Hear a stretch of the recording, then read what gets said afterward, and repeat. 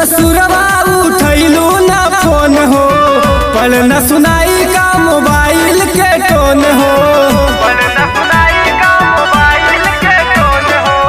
गईलू ससुरवा उठैलू ना फोन हो, पल न सुनाई का मोबाइल के टोन हो।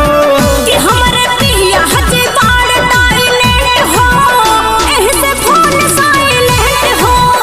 तनी बूझ परेशानी के जजमेंट हो, ऐसे फोन साइलेंट हो, फोन साइलेंट हो।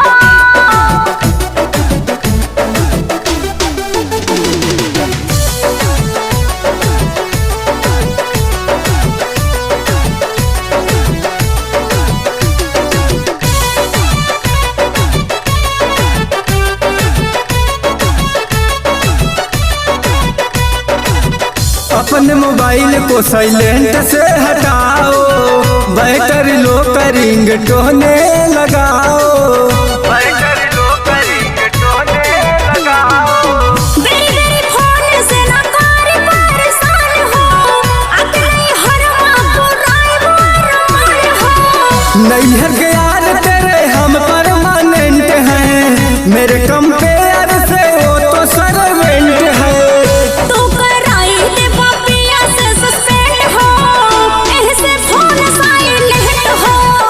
तनी बूझ परेशानी के जजमेंट हो, ऐसे फोन साइलेंट हो, फोन साइलेंट हो।